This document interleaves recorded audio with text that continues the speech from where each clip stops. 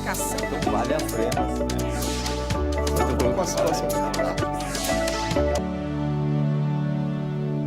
Até a promulgação do Estatuto do Desarmamento em dezembro de 2003, pelo então presidente Luiz Inácio Lula da Silva, o registro de armas era feito pelos estados. A partir de 2004, o sistema de registro passou para a autodefesa a ser controlado pela Polícia Federal. Agora, propostas de flexibilização do Estatuto do Desarmamento têm ganhado um enorme espaço.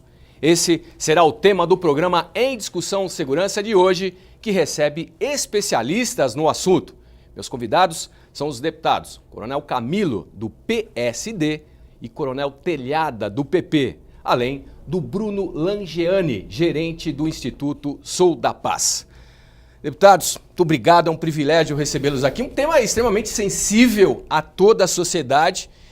Claro, quero fazer a abertura cumprimentando exatamente vocês e querendo saber qual que é a opinião de vocês em relação a esse tema. Bom, quero agradecer mais uma vez a presença, Obrigado. cumprimentar os colegas aqui. Dizer que para mim não é um tema sensível, para mim é um tema normal, porque eu vejo a segurança, o direito de defesa como direito nato da vida. Desde que o homem morava nas cavernas, ele tinha o direito de defesa, mas só tinha que ser pelo Lula mesmo, uma idiotice disso para proibir as armas. Aliás, começou no PSDB, né?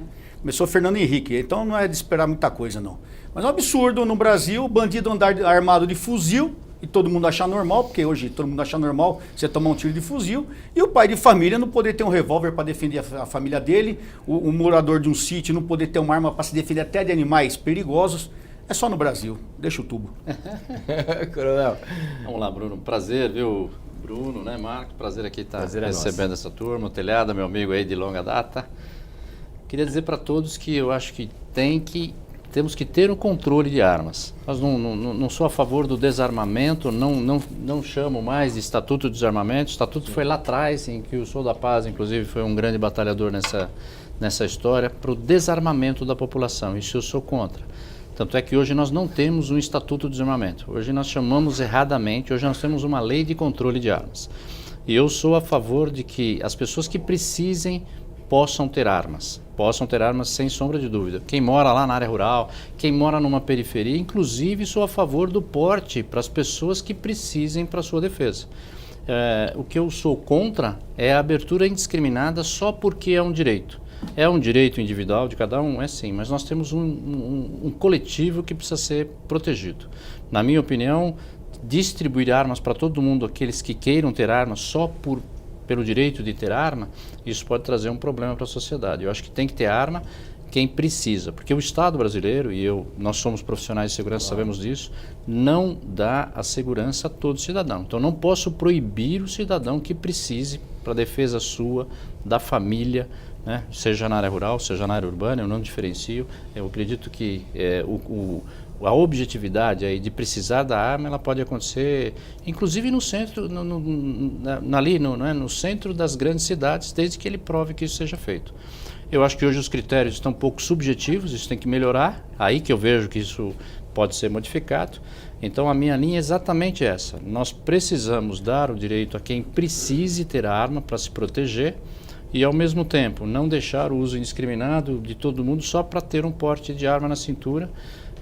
Podemos chegar no futuro a um nível desse tipo, se a própria população decidir.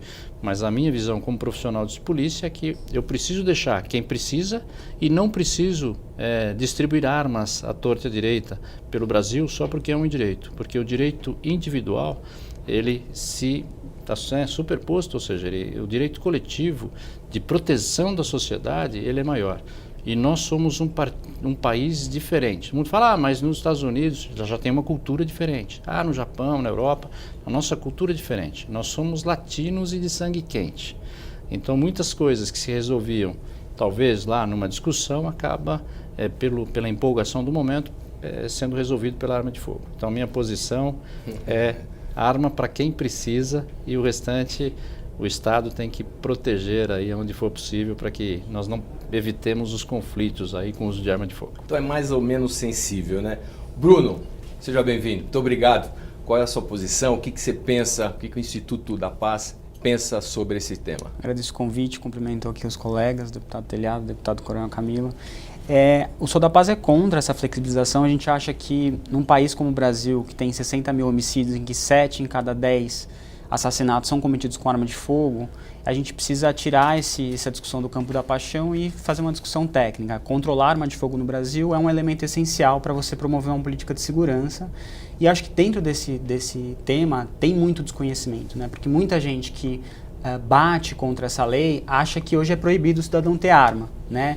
E a gente tem visto, inclusive acompanhando os números de registro da Polícia Federal, dessa autorização para o cidadão ter arma em casa ou na empresa, triplicou nos últimos 3 anos, né? Então, o que a gente precisa deixar claro, e aí é o que a gente defende muito fortemente, é a pessoa que vai pedir uma arma, ela precisa cumprir alguns requisitos, né? Por que a gente acha razoável que a gente passe por exame psicotécnico para ter CNH, exame de visão e renove isso de tempos em tempos, e acha um absurdo ser pedido isso para arma de fogo, que proporcionalmente mata muito mais. Então, para que todo mundo entenda, o que o Estatuto exige de quem quer comprar uma arma? Que seja maior de 25 anos, que não tenha nenhum tipo de antecedente criminal, que passe por teste psicológico e que passe por um teste técnico, além de declarar essa necessidade, né? Então, olhando muito racionalmente, são objetivos bastante razoáveis para você entregar uma arma de fogo para alguém, né?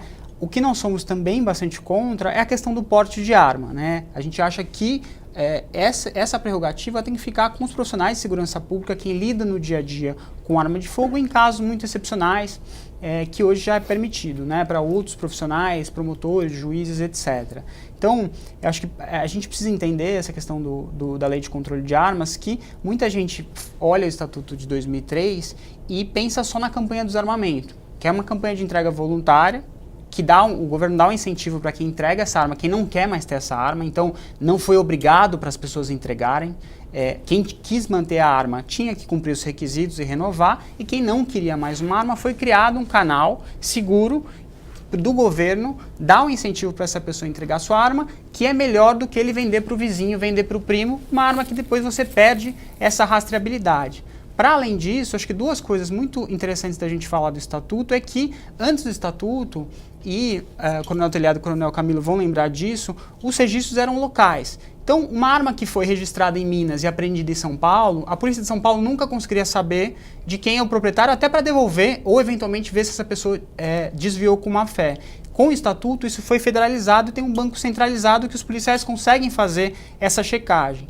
Para além disso, ele criou uma série de crimes contra o mau uso de arma, para melhorar o trabalho da polícia. Então, antes de 2003, por incrível que pareça, a gente não tinha um crime de tráfico internacional de arma de fogo. Foi o Estatuto que trouxe isso. Então, quando a gente fala do Estatuto de Desarmamento, acho importante a gente olhar a integralidade desse diploma, como o coronel falou, uma lei de controle de armas que fala desde fabricação, marcação até a destruição, ela tem que ser analisada na sua totalidade. Então, a gente acha bastante preocupante essas medidas de flexibilização, até porque na prática, e é importante aqui a gente discutindo na TV Alesp, que é um lugar de discussão de leis, de política pública, a gente precisa olhar as linhas miúdas. E o projeto mais avançado hoje para revogar e flexibilizar o Estatuto do Desarmamento, ele permitiria, por exemplo, que pessoas que foram presas, por exemplo, em flagrante por tráfico de drogas, que ainda não foram condenadas, que pedissem esse requisito e tivessem autorização legal do Estado para comprar sua arma. Então, isso é bastante preocupante, acho que principalmente para profissionais que trabalham com segurança,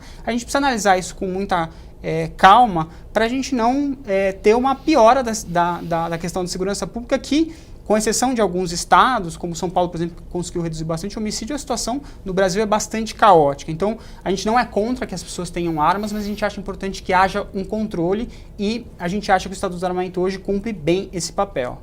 Coronel Telhado, o que me chamou a atenção dentro dessa primeira explanação, a exposição de vocês, foi a cultura. O brasileiro, eu queria saber a sua opinião, o brasileiro ele está preparado para esse armamento? Ele tem essa cultura? Bom, a primeira coisa que eu tenho que deixar bem claro aqui, quando a gente fala que é a favor do armamento, é lógico que não é destruir arma aleatoriamente. Acho que eu estou falando com pessoas inteligentes e quem está me ouvindo sabe disso. É lógico, vai dar arma para qualquer um. Só se for um débil mental, nem carta a gente dá, vai dar arma. Carta de habilitação. Sim. Segundo, cultura é uma coisa de cada um tem a sua cultura. Aí que eu concordo com os colegas, a pessoa tem que se inscrever, tem que fazer teste. Nós policiais aposentados, hoje para nós renovarmos nosso porte de arma, nós fazemos um teste psicológico, fazendo tudo que é feito pela lei. Agora eu discordo do colega ali, porque ele falou que o Estatuto do Desarmamento melhorou, não melhorou nada. Hoje tenta você conseguir um armamento, você não consegue. Esse papo que é mentira, não consegue. Eu tenho inúmeros amigos que trabalham, são pessoas com estudo superior, não têm passagem pela polícia, enfim, e não consegue a liberação do armamento, não consegue. Uma hora a Polícia Federal protelando, não dando resposta ao Exército, ficou praticamente impossível se ter porte de arma. Esse papo que qualquer um pode ter mentira, não é verdade, não consegue. Então eu sou favorável sim ao cidadão que tem condições, ele é lógico, ele vai ter que mostrar a origem da arma, ele vai ter que explicar quem é essa pessoa, atestado de bons antecedentes. Lógico que eu não vou dar arma para quem é um traficante ou quem tem passagem por tráfico, aí vem o atestado de bons antecedentes. A entrevista, o exame psicológico, é lógico, tudo isso é uma coisa que eu entendo que já estava incutido na nossa conversa aqui. Agora, esse papo de que não funcionou mesmo. Eu não sei se o colega teve essa oportunidade. Eu passei minha vida toda sentado dentro de uma viatura. Sim. Tanto de rádio patrulha, de tática móvel de rota. E cansei de ver a agressividade do crime e cansei de ver a população totalmente abandonada nesse aspecto. Que o Camilo falou. Nós, policiais, não temos condição de estar todo lugar 24 horas. São Paulo, só a cidade de São Paulo, são quase 14 milhões de pessoas. O Uruguai tem 3 milhões e meio. São quase 3, 4 do Uruguai. 3, 4 do Uruguai, para a gente poder falar em... Sim. E a Polícia Militar, apesar de ser quase 90 mil homens e mulheres, não dá conta disso. Então o cidadão tem o direito de se defender sim, o Estado tem que fornecer isso para ele. Agora, cultura. Uhum. Se nós formos falar em cultura, meu amigo, nós vamos ter que ter a habilitação das pessoas, porque a cultura de trânsito aqui é uma porcaria também, ninguém respeita. Uma coisa básica, não pode falar no celular. Você sai agora na 23 de maio, você vai ver todo mundo falando no celular. Então, se a gente for pensar em cultura, o cara não pode ter uma arma, porque é a cultura do Brasil. Então, nós vamos tirar a habilitação de todo mundo. Não pode, são 60 mil homicídios, justamente porque a população está desarmada. Porque a hora que o vagabundo for entrar na casa de um pai de família e falar, pô, será que esse cara está armado? Vou pensar 2 vezes. Eu vou roubar, será que esse cara está armado? Mas hoje não, o vagabundo ele entra na casa de um pai de família com um canivete, com um revolvinho, uma 635, que é uma pistolinha desse tamanho, ele rouba a família, ele estupra a família na frente do marido e o cara tem que ficar quieto. Então, é muito bonito falar essas coisas aqui, mas a realidade não é essa, é só você consultar a população. Aliás, a população foi consultada na época do Estatuto. E a grande maioria da população foi a favor de manter a liberação das armas. E fizeram justamente o contrário. Então não sei para que consultar a população. Então é muito bonito esse discurso aqui. A gente vem aqui, nós tudo aqui de paletó e gravata, aqui discutir. É muito gostoso, ar-condicionado, todo mundo me vendo, é maravilhoso. Agora vai lá na rua, foi a realidade do povo. A realidade do povo não é essa, colega. Não é essa, não. Que vocês querem mostrar que está tudo bem, que a lei não tem segurança, está uma porcaria, o cidadão está abandonado. Você vai na periferia, não sei onde o colega mora, eu moro na freguesia do lado da Brasilândia, anda na Brasilândia à noite sem uma pistola na cinta. Eu não me atrevo. Vai com o seu carro, deixa a sua esposa ir lá em São Miguel Paulista agora sozinha. Ou então, se Deus o livre acontecer um problema, você tem que mandar sua esposa lá com um carro, seja um carro simples, carro mais simples que ela tiver. Eu não me atrevo. Então, gente, falar é uma coisa, a realidade é outra. Eu acho que nós temos que abrir os olhos para a realidade. Claro. Tá? Eu acho que o cidadão, ele tem uma arma, ele cometeu um deslize, ele cometeu um crime, ele tem que ser responsabilizado. Como é o caso do acidente de trânsito, o Camilo mesmo falou que o povo é mais esquentado e tal. Para isso nós só temos jeito de fazer. Nós poderemos ter acidente com crianças mexendo com arma, poderemos ter, infelizmente é uma grande realidade. Agora, nós temos acidente de crianças em piscina, em banheiras, da mesma maneira, em acidentes domésticos. A gente não proíbe piscina, a gente não proíbe banheiro, a gente não proíbe faca de cozinha, a gente tem acidente, não proíbe explosão em cozinha. Nós temos acidente todo dia. Então, eu concordo que realmente é preocupante na situação de repente, resultados desagradáveis. Lógico que é.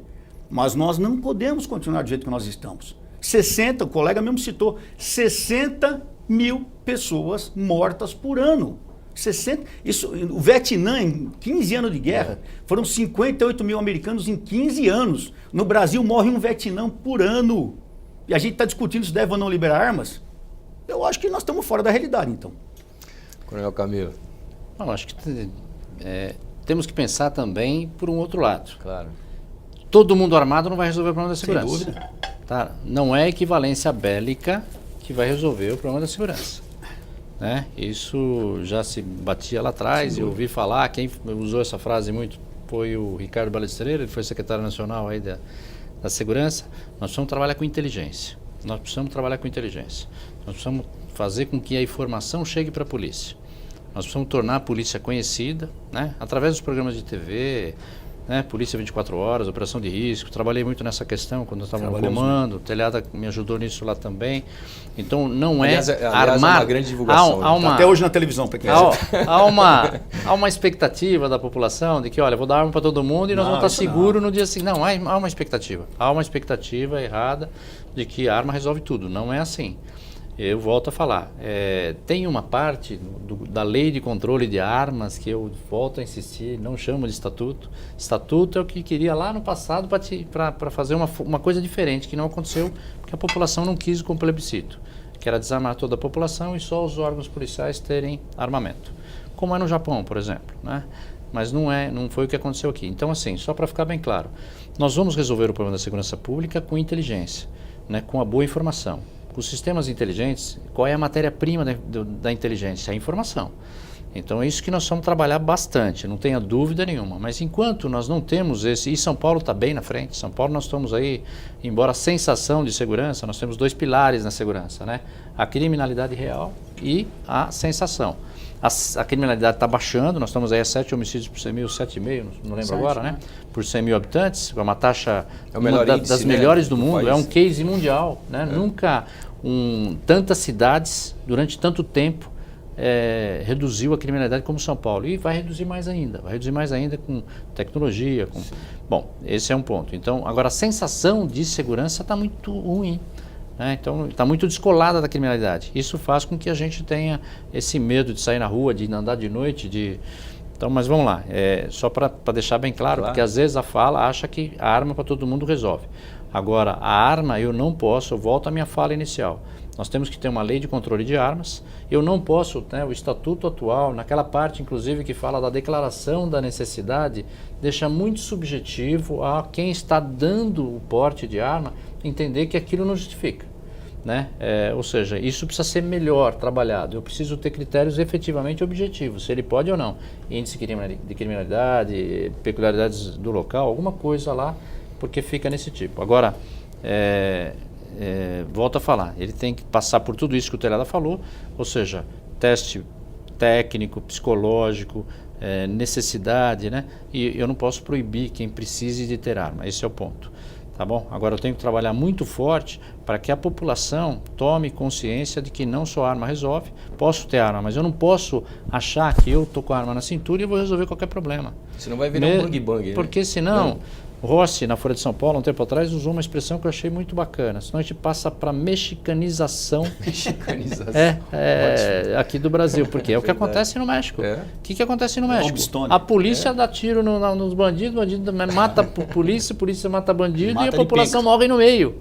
Então assim, temos que trabalhar muito forte nesse controle para que as pessoas que possam, as pessoas que precisem ter armas, tenham armas, eu não posso cercear isso. E ao mesmo tempo não pode ser indiscriminado, o Telhada falou muito bem, eu também entendo assim, não pode ser indiscriminado, mas quem precisa ter condições de tirar. E hoje realmente tem uma dificuldade.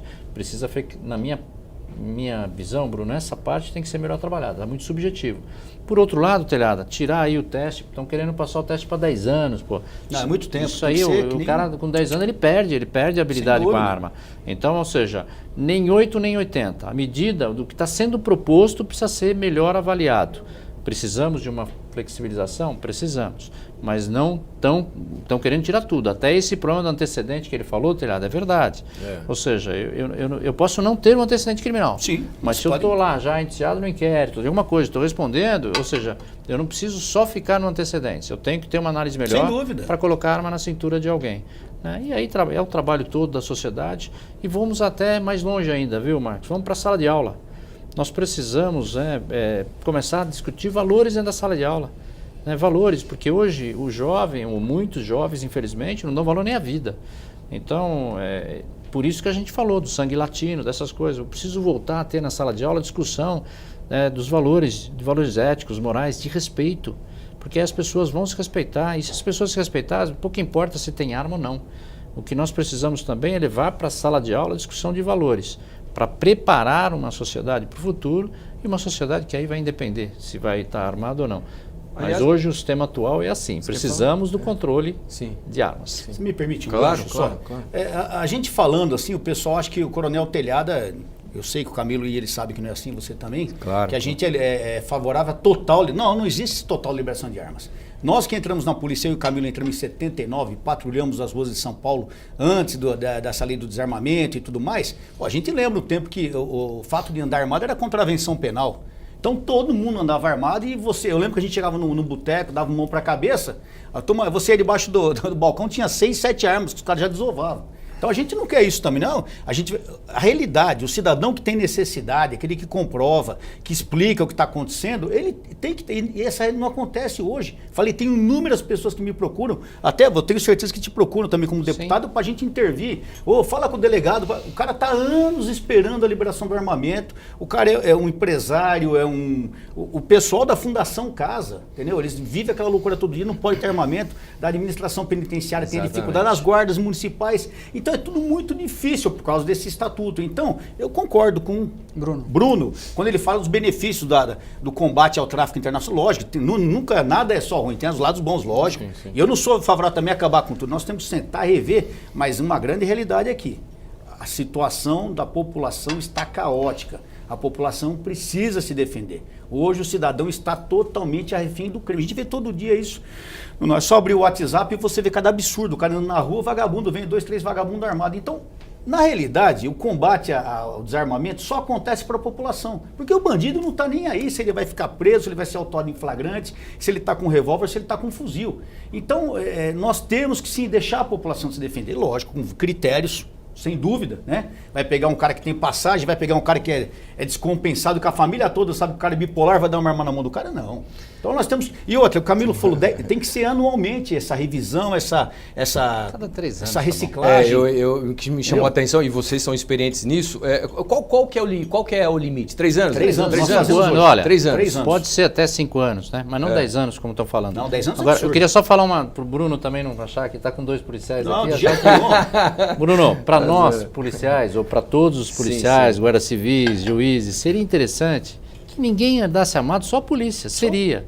Agora, seria uma irresponsabilidade muito grande nós não deixarmos a população que precisa para se defender, porque nós, repito, nós não conseguimos garantir a segurança do jeito que nós gostaríamos em todo o estado e a todo momento. Quiçá nós vamos chegar nisso no futuro, vamos ter uma sociedade mais pacífica, nós caminhamos para isso. São Paulo é um exemplo, Agora, enquanto isso não acontecer, precisam ter armas. Então, só para não ficar uma visão aí que fala, mas se tivesse... Porque isso me foi falado na época lá. Mas vocês não gostariam de só a polícia andar armada? Lógico, nós gostaríamos porque aí quando eu fosse fazer a abordagem a alguém, eu teria certeza de que ele não está armado. Se ele tivesse armado, estava errado já. Pois é. Mas hoje não é uma realidade, porque a população tem aí necessidade, e essas que têm necessidade devem ter o uso da arma de fogo. Acho que o debate está sendo bem interessante, porque acho que tem vários pontos aí para a gente tratar, né? Acho que uma coisa que a gente vê no trabalho diário é que o motivo da compra de quem está interessado em comprar arma, ele é sempre nobre. Quem está indo lá para comprar, eu quero defender, eu quero fazer isso, eu quero fazer aquilo. Na prática, no dia a dia, a gente vê muitas pessoas fazendo mau uso dessa arma, de alguém que está fazendo uma separação e usa a arma para matar a mulher, que está com uma briga de vizinho e usa essa arma para agredir. A gente teve um caso agora recentemente de uma briga na calçada por causa de cocô de cachorro que virou, o vizinho foi lá, pegou uma arma e sai dando tiro. Então, assim, esse controle ele é muito importante. E acho que foi bom o Coronel Telhado e o Coronel Camilo terem trazido o exemplo de São Paulo, que acho que é um exemplo bastante emblemático para a gente olhar. Esse controle de armas e vários mecanismos de crimes criados, bancos de dados, a gente tem que pensar muito também pelos atores da segurança pública, o que isso impacta. Se a gente olha os dados da CAP aqui de apreensão de arma de fogo, antes do Estatuto do Desarmamento, se apreendiam as polícias militares e civil apreendiam 40 mil armas de fogo todo ano em São Paulo. Hoje a gente apreende 15 mil armas. Para o patrulheiro que está na rua, saber que tem menos bandido armado, por mais que a gente ainda tenha, etc., isso não acaba nunca, em lugar nenhum acaba, mas a gente caiu menos que pela metade. Então, não só para o policial que vai fazer uma abordagem de fundada suspeita, que vai numa briga de vizinhos, uma desinteligência. O coronel comentou essa coisa de fazer abordagem em bar. O policial se deparar com menos pessoas armadas na rua, isso é muito menos risco para o trabalho, a gente tem que procurar isso para todas as pessoas. E para o cidadão da mesma forma, a gente cresceu muito o número, por exemplo, de roubos com simulacro e arma de pressão em São Paulo. Obviamente para o cidadão é horrível ser roubado, ninguém quer ser roubado, as pessoas querem andar tranquilas na rua. Agora, se a pessoa te assalta com um simulacro, é muito melhor do que assaltar com uma arma de fogo, porque esse caso não vai virar um latrocínio, você não vai perder a vida por conta de um celular. Então, acho que esse olhar para o controle, o mercado legal, a gente precisa saber que o cidadão com arma, ele também comete crime, e acho que precisa ter um olhar para isso, a gente não vai conseguir evitar 100% dos casos, mas se a gente conseguir olhar com critério sobre isso é importante, e saber que essa arma do mercado legal, ela migra para o mercado legal. Por que a arma mais apreendida no Brasil é o revólver Taurus 38? Porque essa arma que o cidadão podia comprar é a arma do vigilante, é a arma de guarda civil, tem um grande estoque desse tipo de arma no país. Então, quando você faz pesquisa, vai lá no Fórum da Barra Funda, na Sala Cofre, para olhar que arma tem, você tem um monte desse tipo de arma. Então, é muito importante que a gente tenha um bom controle sobre isso, e acho que a gente precisa sempre também olhar o que dá para aperfeiçoar. A gente falou muito há pouco tempo, pena para quem está com arma automática, precisa ser mais alta do que quem é pego com uma pistola 9mm. Para quem está com fuzil. Para quem está com fuzil. Essa questão de quem faz receptação, de quem é armeiro, que está emprestando arma, que está fazendo manutenção de armas do crime organizado, tem que ter mais pena sobre isso. Tráfico, por exemplo, que hoje não é criminalizado, parte e componente, o cidadão vem lá do Paraguai, vem com tudo desmontado, vem num carro uma parte, uma outra, hoje isso não é criminalizado. Então, tem uma série de questões que nós precisamos melhorar, mas a gente não acha que o caminho é a gente fazer essa flexibilização e, principalmente, acho que é importante a gente frisar isso, a questão do porte. Porque a pessoa ter a arma em casa para sua defesa, de novo, isso está previsto. Agora, sair armado na rua são outros 500, né? Os policiais fazem reciclagem disso todo ano, tem treinamento, quem está na ativa, porque sabe, sair armado é diferente, ele vai ter que estar atento o tempo inteiro, não vai poder beber, não vai poder fazer uma série de coisas e, como o Coronel Camilo muito bem colocou, reagir armado não é garantia de que você vai se defender. Tanto é que a gente tem a triste estatística aqui em São Paulo que a esmagadora maioria dos policiais que morrem é fora de serviço e é em assalto, e são pessoas bem treinadas para isso. Então, a gente precisa deixar isso claro que as pessoas que têm necessidade têm que poder, passando pelos requisitos, ter acesso a isso, mas acho que o porte de arma é algo que precisa ficar muito restrito, porque aumenta demais esse risco na rua. Deixa eu só fazer para não perder o gancho. Então, por favor. E aí nós vamos para o intervalo e voltamos. Pode falar. Tá bom. Então, depois do intervalo, eu queria falar das armas para policiais. Pode ser? Aguardo. Armas dos policiais. Para prometo. Policiais. O próximo gancho é meu. O próximo gancho é teu, tá bom. Então, não sai daí. O Em Discussão Segurança está muito, muito bom. Rapidinho, a gente já volta.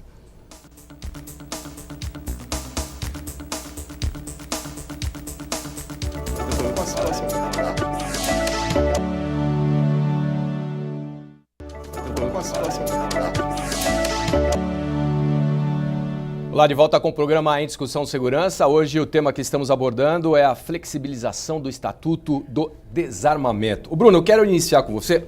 Me permita, Coronel Camilo. Por favor.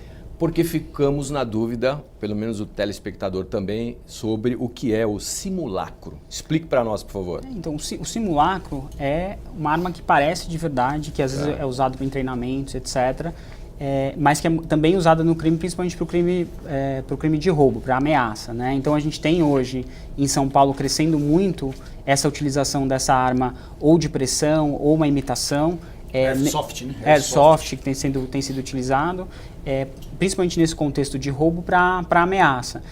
Porque tem menos arma em circulação ou está mais caro para essa arma do mercado legal. Então, esse é um aspecto positivo da gente ter menos arma em circulação, é algo positivo, por mais que a gente não consiga muitas vezes reduzir o indicador criminal. Acho que São Paulo tem dado bons exemplos dessas quedas, principalmente de roubo de veículo, com várias estratégias de segurança, mas acho que é importante a gente ter menos arma de fogo na rua, é algo que para o cidadão tem um efeito muito positivo. Tá bom. Coronel, chegou a sua vez? Sim. Então, queria fazer um gancho sobre armas para policiais. Fica à Isso, vontade. mas antes disso, né? Com relação ao simulacro. Ao simulacro. Só para ter uma ideia, para o policial, muitas vezes ele também não identifica, e aí é a legítima defesa putativa, ou seja, ele imagina que aquilo é uma arma, né? Então, Não é porque vai usar uma arma que é um simulacro ou uma arma de brinquedo que vai passar batido pelos policiais. A punição. E outra coisa, né? Você, telespectador que está nos ouvindo, não questione. Pegou com uma arma para você, não importa se é de brinquedo, se não é de brinquedo, se é de sabão, né? Não reaja. Estou sendo muito honesto. A maioria existem estatísticas, além do que o Bruno falou, de que a maioria das pessoas que reagem, mesmo os policiais que estão bem treinados, não levam a melhor. Por quê? Porque o marginal sempre tem ao seu lado o efeito surpresa. Ele está pegando você de surpresa. Por isso que é importante, que quem está armado esteja o tempo todo ligado. Né? Isso serve para os nossos policiais e para todo mundo.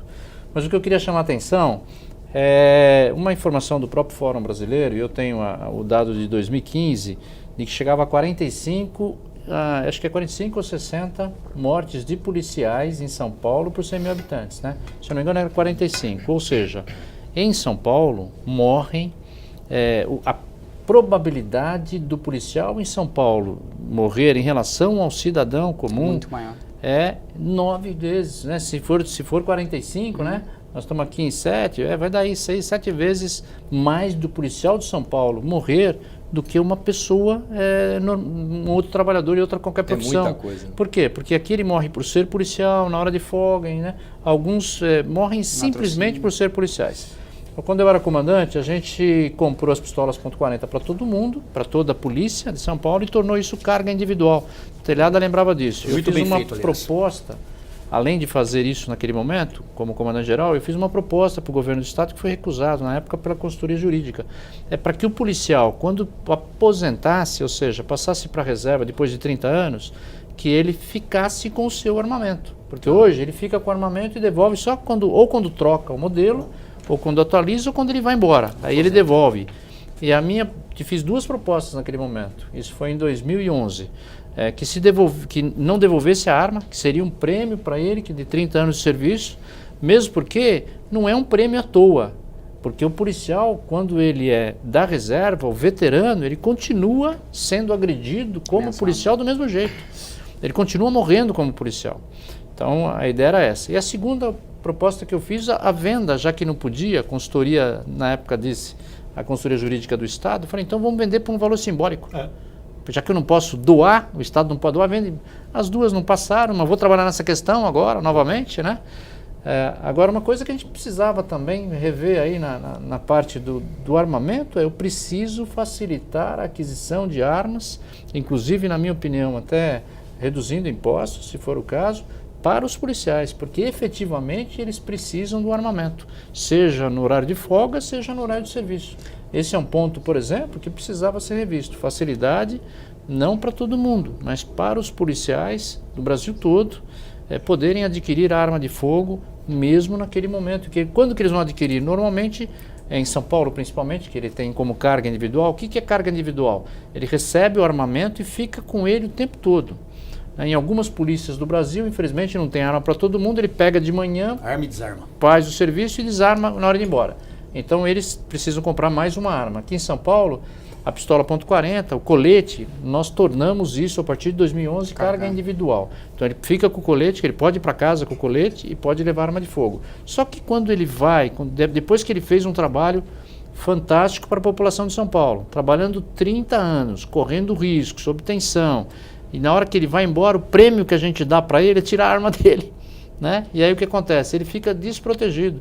Então eu dou um ônus que ele tem que comprar uma arma. Infelizmente é isso mesmo, o policial ele continua sendo alvo, ele continua sendo reconhecido como policial, porque ele continua sendo sargento da reserva, cabo da reserva, coronel da reserva, ele vai continuar. Então a ideia, isso a gente vai levar à discussão, né? Vamos apresentar aí aos nossos deputados, já existe proposta, é que facilite a possibilidade de compra de armamento para policiais que estão passando para a reserva, tendo em vista o risco que é muito maior do que do cidadão comum.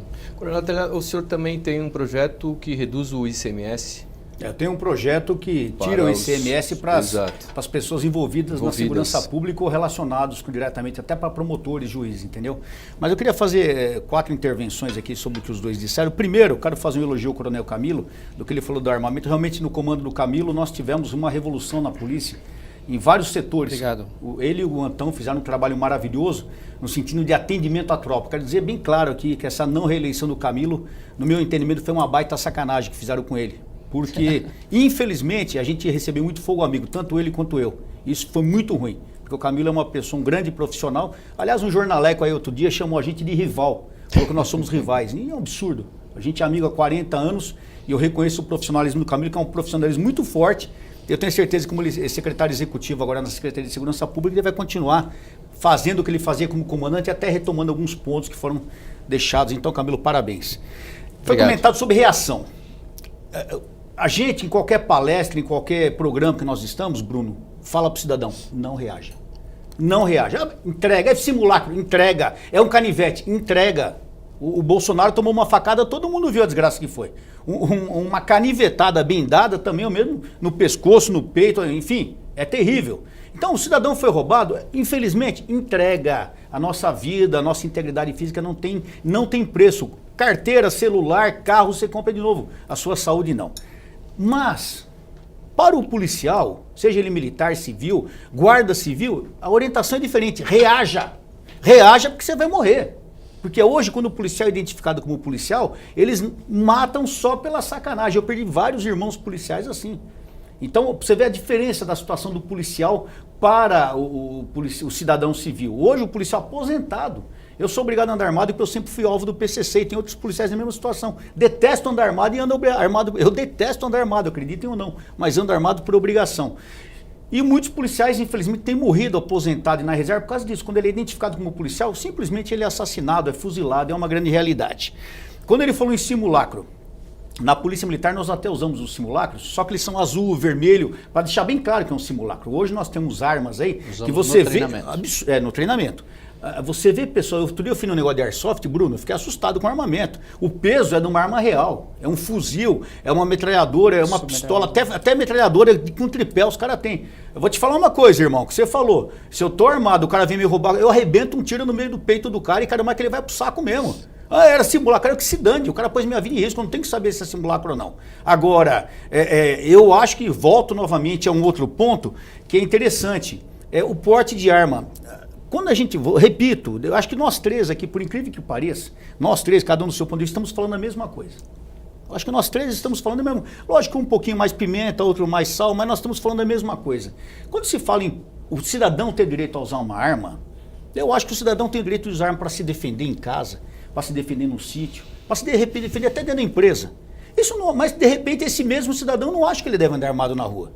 São casos extremos, porque uma coisa é bem real, se o cidadão não estiver bem treinado e tiver com uma arma, essa arma vai acabar indo para a mão do bandido ainda, se o cara não souber usar essa arma adequadamente. Então eu acho que ter uma arma em casa, uma arma na empresa, uma arma no sítio, na fazenda, eu acho que tem que ser liberado sim, porque todo mundo tem esse direito. Agora é lógico, quanto ao porte de arma, a restrição tem que ser o controle, não restrição, o controle tem que ser muito grande. Por quê? Sangue esquentado. Eu chego, quando eu me envolvo num problema de trânsito, eu tô armado, eu nem brigo, porque eu não sei se o outro cara tá armado ou não. Eu vou arrumar zica, eu não sou louco, eu tô armado. É verdade, agora você vê, às vezes, uns caras baixinhos, fracote, eu não sou tão grande assim. Você vê uns bunda mole e vem falar comigo, o cara vem me encarar, meu irmão. Eu fico olhando e falo, mas esse cara é. Se esse bosta tivesse armado, o que ele ia fazer? Ele ia puxar uma arma pra mim. Então, a gente precisa analisar bem essa situação, tá? Porque o cara que tá armado, ele tem que ter um controle psicológico, um controle muito maior do que tem um cidadão comum. Porque a sua ação vai gerar uma morte.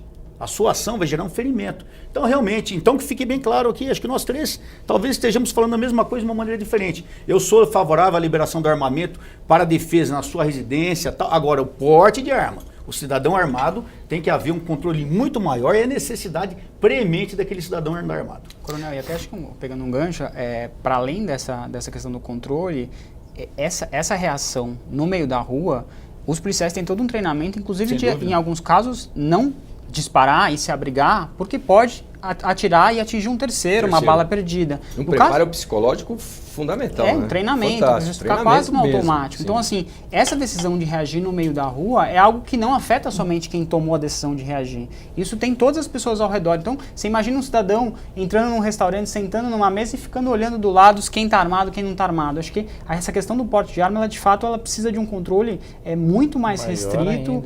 E quem, de fato, tem essa necessidade, os profissionais de segurança pública, juízes, etc., também exigir disso um treinamento e uma reciclagem periódica, porque, como o Coronel Camilo sempre está trazendo, não dá para o individual sobrepor ao coletivo. A gente tem que, e acho que todos aqui estamos, né, nessa mesma proposta de que quais são as estratégias que a gente consegue para promover uma segurança pública melhor para todo mundo. Acho que todo mundo quer andar na rua tranquilo, quer poder dormir em casa sem trancar, etc., ter outros tempos e outros locais que a gente já teve, outras situações e sensações de segurança. Agora, falar que isso vai ser atingido dando arma para a população é uma grande mentira e a gente precisa deixar isso bem claro. Volta a minha fala inicial. Claro. Né? Dar arma para todo mundo não vai resolver. Nós temos que continuar trabalhando com inteligência. Agora não posso perder a oportunidade, né? Só para dizer sobre o treinamento da Polícia de São Paulo. E aqui faço o reconhecimento aí ao nosso comandante-geral, à nossa polícia como um todo, ao patrulheiro que está na ponta da linha. Você estar treinado é tão importante que a Polícia de São Paulo, na escola de soldados, ele deve dar ali entre 200, 400 tiros de pistola .40. Tá? E seguindo um método chamado método Giraldi. A polícia fez várias experiências aqui. Nós temos até na década de 90, final dos anos 90, uma experiência que foi assim desastrosa. Nós trouxemos aqui 2 oficiais holandeses para treinar o uso da não letalidade. Mudamos até a silhueta naquele momento e trocamos por um quadro. E treinávamos os policiais para atirar nas bordas. Comecemos a perder policiais. Porque enquanto o policial estava tentando acertar o braço, a perna, o bandido estava dando tiro no peito do policial. Sim. Então a Polícia de São Paulo desenvolveu um método chamado método Giraldi de tiro.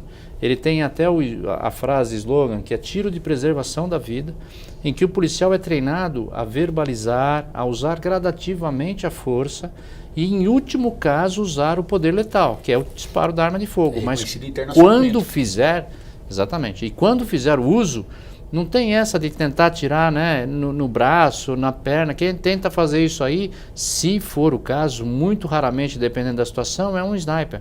Agora, o policial não. Quando ele está no dia a dia, naquela correria, né, ele vai atirar com empunhatura dupla e vai atirar 2 vezes no peito do infrator. Porque a ideia é parar a agressão. Só que quando ele vai atirar? Na última hipótese. Então, só para ver a importância do treinamento. O policial, além de dar esses tiros na escola, todo ano ele faz o estágio de aperfeiçoamento profissional, o EAP.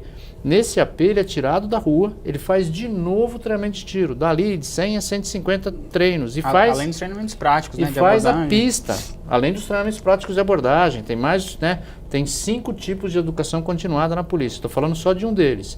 Além de fazer a pista de aplicação, onde o policial é treinado, passa por uma pista, que hora vem uma criança, hora vem um adulto, hora vem alguém armado ou com uma faca para ver, saber reagir. Para ele saber reagir. O raciocínio de tudo isso, de todos esses itens, tem que ser muito rápido, ele tem que estar preparado de uma forma intuitiva, de uma forma intuitiva tomar ação naquele momento. Então, a importância do treinamento. Então, a Polícia de São Paulo tem um treinamento chamado Método Giraldi de Tiro. Ele faz esse treinamento todo ano. Os 100 mil, agora na minha época era 100 mil, agora são 94 mil, ativam uns 80 e poucos mil policiais, todos fazem esse treinamento. Então, eles estão preparados. Mesmo assim, quando reagem no horário de folga, muitas vezes por terem sido surpreendidos, né, ou seja, o efeito surpresa a favor do marginal, o policial de São Paulo acaba levando a pior. Por isso que o Terada falou, eu reafirmo, não reaja. Sim. Se você não tem habilidade, se você está armado, ande o tempo todo ligado, que a gente fala, né? Atento. Se você está desarmado e foi abordado, alguém está apontando uma arma para você, não é o momento os bens você pega depois, o mais importante é a sua vida. Então não reaja, não encare, e no primeiro momento que possível, já em segurança, mantenha contato com a polícia, dê o maior número de informações. Porque até mesmo sem reagir, você falou um detalhe importantíssimo, a gente cansa de ver todos os dias às vezes o cidadão vai só no gesto, não, coronel, de tirar, né, de tirar o cinto, vamos olhar. Já é isso tira que a dele. gente fala Não nas posso, palestras. Quando você vai fazer alguma coisa, você tem que, se você está sendo abordado por um criminoso, você tem que dialogar, explicar o que você vai fazer. Tudo bem. Pergunta. Eu vou tirar o cinto. Posso tirar o cinto? Posso pegar a carteira? E você tem que manter a calma, porque o ladrão, ele está mais nervoso que você que está sendo roubado. É normal isso. Então, só me permita, Camilo. Você estava falando, Marcos, eu estava pensando, o fato do cara andar armado gera uma responsabilidade muito grande. A partir do momento que você está armado, você perdeu a tranquilidade. Vocês que nunca andaram armado não sabem o que é isso. Você está com uma pistola na cinta, você tem que estar ligadaço. Tem que estar ligado em tudo. Porque se você for alvo de um roubo, de um atentado, de alguma coisa, primeiro, se você marcar, você vai perder a arma. E essa arma pode te matar ainda. Segundo, se você usar essa arma, você vai ter que saber usar mesmo. E tem que estar pronto para usar. Então, muita gente acha que andar armado é bonito. Quem acha que é isso, não faça isso. Porque é uma responsabilidade muito grande e um problema a mais para você. Porque você, que de repente, se você não tivesse armado, você fosse roubado e levasse seu celular e tal, mas de repente você vai responder uma ocorrência, um homicídio. O grande problema do tiroteio não é de repente matar o ladrão. O grande problema é que o Bruno falou, é um tiro perdido. Um tiro acertar uma pessoa que... Não, mas é impossível. É possível. Eu lembro, eu tenente em 88 na rota, entrei no ônibus, estava passando com a viatura, o ônibus está sendo roubado. Entrei pela porta de trás, o outro polícia pela porta da frente. Quando eu entrei no ônibus, o vagabundo com a arma na mão, assaltando o cobrador. Polícia, larga a arma. E o cara olhou pra mim e começou a levantar a arma pra mim. E nessa questão de segundos eu falei, atira ou não atira? E eu só vi o pessoal levantando atrás dele e correndo. Eu falei, se eu atirar e acertar o cara, tudo bem. Se eu errar, eu mato o inocente. Se o tiro transfixar, mato o inocente. Eu não atirei, só fiquei enquadrando o cara. Graças a Deus o ladrão levou uma fé e abaixou a arma. De repente, até naquele momento, eu me preparei para tomar um tiro. Sim. Porque o policial, ele tem isso arraigado nele. Essa situação de não querer acertar um inocente. Uma terceira pessoa. Mas o cidadão comum, ao reagir, com certeza não vai pensar nisso. Então tem que pensar muito para andar armado. Eu sou favorável à situação do armamento, mas eu sempre aconselho, pense muito nas consequências. Nós estamos falando da sensação de segurança, né? Vocês estão explicando exatamente do treinamento do policial. Falta muito ainda para a gente chegar num estágio falando, agora realmente nós temos os policiais 100% preparados. E aí a gente vai passar por treinamento, pelas condições de armamentos e também por bons salários. Então vamos lá. Hoje o policial de São Paulo, sou suspeito para falar, mas também com propriedade. Eu fui presidente do Conselho... Eu ia falar a mesma coisa que você. Conselho Nacional, fui presidente do Conselho Nacional dos Comandantes Gerais por 2 anos. E eu conheci, desde 2010 a 2012, eu conheci as polícias do Brasil, militares do Estado todos, corpos de bombeiros militares. O treinamento da Polícia de São Paulo é excepcional. Não tenha dúvida nenhuma, está muito bom o treinamento. E tem mais uma coisa aí. O que está faltando um pouquinho para a Polícia de São Paulo? Mais informação, né? E mais amparo do Estado. Um amparo na área de saúde, na área de intercâmbio com outras polícias do mundo, trazer novas experiências e salário, sem sombra de dúvida, né? A Polícia de São Paulo merece um melhor salário, aliás, muito melhor salário do governo do Estado de São Paulo. Fora isso, o treinamento é adequado. Lógico, dá para você melhorar. Treinamento, né? É um dos maiores tempos de treinamento. Nós temos o maior tempo de treinamento para o soldado. Todas as nossas escolas, seja de soldado, sargento, seja de oficiais, são de nível superior, né? E há uma preocupação muito grande com o cidadão.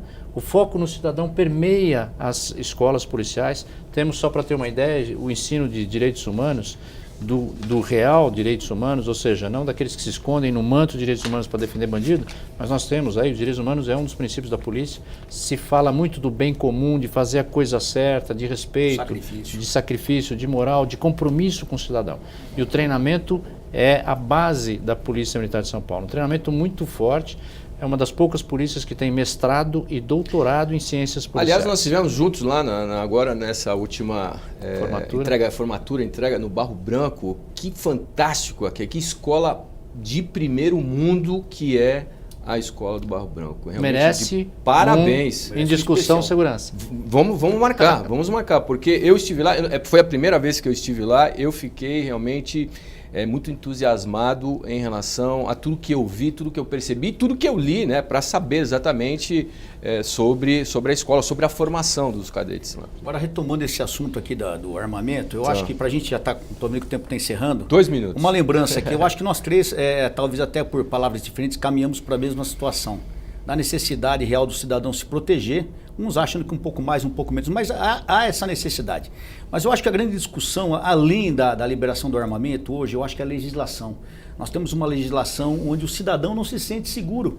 Uma legislação que ela é muito benévola com o crime. O Bruno falou aqui do Sou da Paz, da endurecimento das penas. O cara, hoje, vocês sabem disso, o cara que está armado com um fuzil, a pena é a mesma para o cara que está com 22. É um absurdo disso. O cara que taca fogo no ônibus, a pena é a mesma para quem danifica um orelhão. Então o Brasil precisa acordar para essa realidade. Não adianta a gente fazer tudo isso. Eu acho que o primeiro passo para se ter uma mudança na segurança pública do Brasil é a legislação.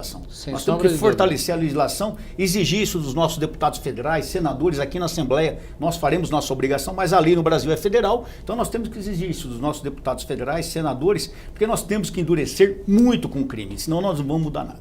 Bom, suas últimas considerações, muito obrigado. Eu diria aí para todos, né? Primeiro agradecer os nossos debatedores aqui, a você que está em casa. Primeiro, não reaja. Segundo, conheça melhor a sua polícia, acredite e dê informação. Não deixe acontecer o crime. A inteligência é necessária. A inteligência é trabalhar com antecipação. Viu uma atitude suspeita de alguma pessoa, um carro parado, alguma coisa, implante no seu bairro o programa Vizinhança Solidária, ou seja, troca de informações entre os vizinhos para ajudar a polícia. E tenho certeza que teremos um mundo melhor. Estamos melhor do que no passado, mas vamos melhorar muito para o futuro, com a sua participação. Com certeza. Bruno, muito obrigado. Foi muito bom tê-la aqui convite, também. Agradecer também o alto nível do debate dos debatedores. Eu acho que é importante a gente tratar esse tema de novo com uma... reconhecendo a importância da arma para a promoção da segurança pública, né, e entendendo que a opção de alguém ter arma em casa é algo que impacta a vida em diferentes níveis. O Coronel Telhado acho que falou muito bem sobre o que muda na sua vida se você anda armado, mas a gente falou pouco, por exemplo, sobre a arma em casa, que é algo que afeta muito o acidente com crianças. Quem tem pessoas com depressão dentro de casa, uma arma de fogo é algo letal, né? Então acho que a gente precisa reconhecer que a arma de fogo não é uma brincadeira, não é uma coisa inerte e que tem um impacto bastante grande na vida das pessoas. Por isso a gente precisa tratar esse tema com bastante seriedade. Muito obrigado mais uma vez a todos. Muito obrigado a você também que nos acompanhou. Muito obrigado pela sua importante audiência. Se você quiser rever este programa, é só acessar o nosso canal aqui no YouTube e aí você vai poder, com mais tranquilidade, com mais calma, rever tudo que os nossos especialistas, os nossos queridos deputados falaram com esse tema de importância e tão relevante importância a todo o nosso país. Muito obrigado mais uma vez pela sua importante audiência e até o próximo programa.